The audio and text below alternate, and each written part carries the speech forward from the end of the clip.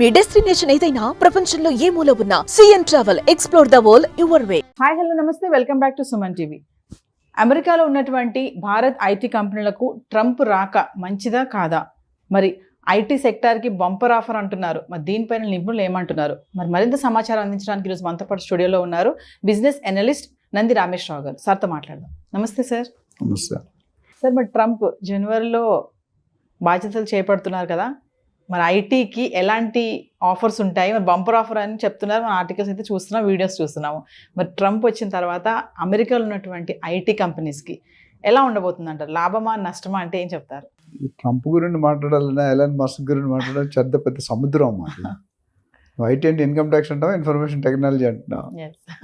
So information technology నాకు తెలిసి అంతకుముందు చెప్పాను, అమెరికాలో ఎవ్రీ 4th ఇంజనీర్ అంటే 1 2 3 4 నుండి 8 every 4th engineer in America is from India.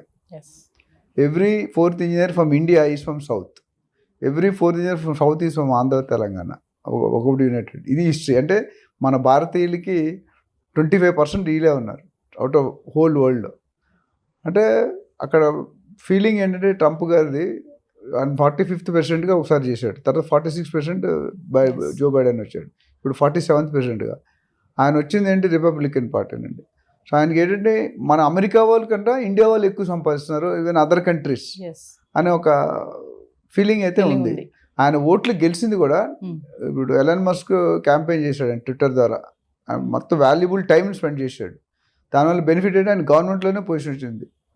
Department of government efficiency అని పెట్టి ఆయన్ని వివేక్ రామస్వామి అడ్వైజర్గా పెట్టారు. అంటే క్యాబినెట్ లెవెల్ ర్యాంక్ అంటే అంత ఈజీ కాదు. అసలు ఏమీ లేకుంటే మామూలుగా పట్టిందలా దున్నేస్తాడు. ఏ ఫీల్డ్ పట్టుకుని ఆ ఫీల్డ్ ఆ పక్కనోడు ఖతం అయిపోతాడు. అలాంటి ఇప్పుడు క్యాబినెట్లో పొజిషన్ వచ్చింది, గవర్నమెంటే చేతిలో ఉంటుంది, అది కూడా సీనియర్ పొజిషన్. కమింగ్ బ్యాక్, అమెరికాలో ట్రంప్ ఏం చేస్తాడంటే ఇమిగ్రేషన్ పార్ట్ ఉంది, అది స్ట్రిక్ట్ చేస్తాడు. ఆయన నేను చెప్పినట్టు ఎలక్షన్ గెలిచిందే దీని మీద యాక్షన్ తీసుకుంటాను. I will reduce the intake of out foreign country students. ఎందుకంటే మన వాళ్ళ వల్ల వాళ్ళ జాబులు పోతున్నాయి, లేదా మన వాళ్ళు సంపాదించింది వాళ్ళు సంపాదించదు. సో దేర్ స్కేర్సిటీ అయిపోతుంది జాబ్. ఇప్పుడు ఈయన ఏం చేస్తాడంటే రకరకాల వీసాలు ఉన్నాయి మనకు, ఆల్రెడీ చూసాం, H1 వీసా, వర్క్ వీసా, అవన్నీ. దాని మీద డెఫినెట్గా ఎందుకంటే ఫీలింగ్ ఏంటంటే చాలామంది మన ఇండియాలో తక్కువ ఉన్నారు, మిగతా కంట్రీస్ అండర్ డెవలపింగ్ కంట్రీస్ ఉంటాయి కదా, ఇల్లీగల్గా వచ్చేస్తున్నారు.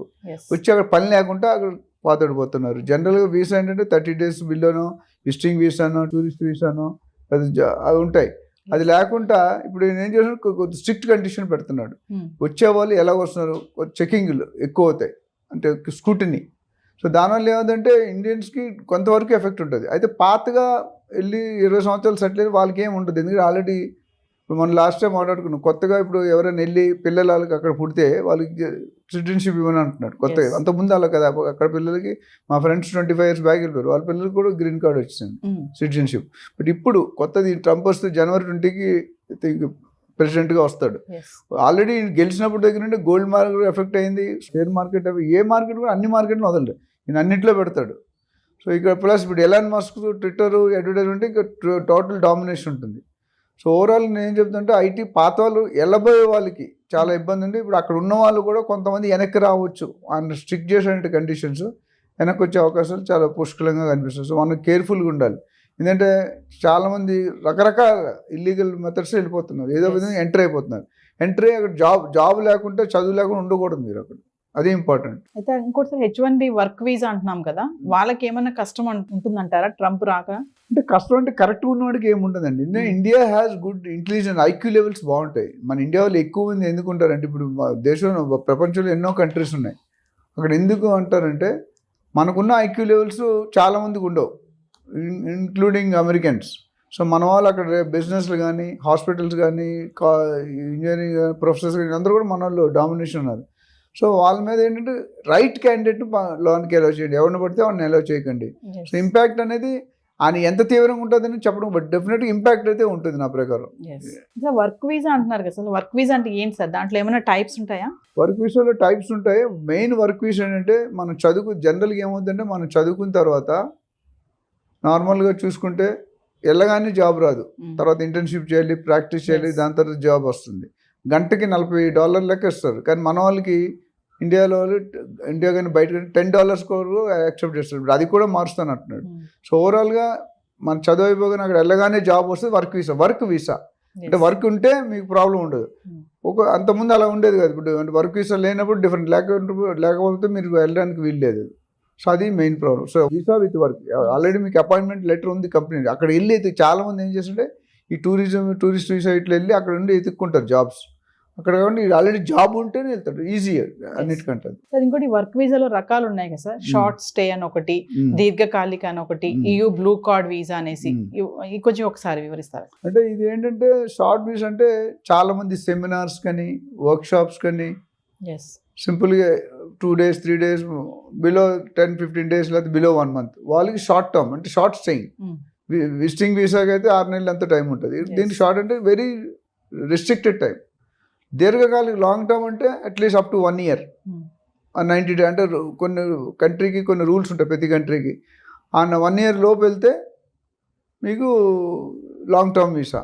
అదే EU బ్లూ అన్నారు కదా, దానికి ఏంటంటే మోర్ దెన్ 1 year. అంటే టాలెంట్ ఉన్న వాళ్ళు కూడా ఉంటుంది. ఎందుకంటే టాలెంట్ లేని వాళ్ళు తీసుకోరు. They don't want white elephants. White elephant అంటే పని పట్టు చేయలేడు. సో వాళ్ళు ఏంటంటే డెఫినెట్గా మన ఇండియన్స్ ఎందుకు ప్రిఫర్ చేస్తారంటే ముఖ్యంగా cost of labour is very less. వాడు $40 తీసుకుంటే మనం $10 కూడా వర్క్ చేస్తాం. అక్కడ వాళ్ళకి ఏంటంటే ప్రాఫిట్ ఎక్కువ ఉంటుంది. అందుకని ఇండియన్స్ బ్యాక్ అండ్ సర్వీస్ అని ఇండియాలో పెడతారు. వాళ్ళ దగ్గర పెట్టుకోరు. వాళ్ళ దగ్గర $40 మనకు $5 ఇచ్చే మనం చేస్తాం. జనరల్గా $10. అది సీనియారిటీ బట్టి 10 నుండి 20, 22, 30. యాక్చువల్లీ ఇప్పుడు లేటెస్ట్ ట్రంప్ ఏమంటున్నారంటే అది కూడా $10 నుండి కూడా అలౌ చేయని అంటున్నాడు. మన ఏంటి ఖాళీ ఉంటే డబ్బులు రావు కదా.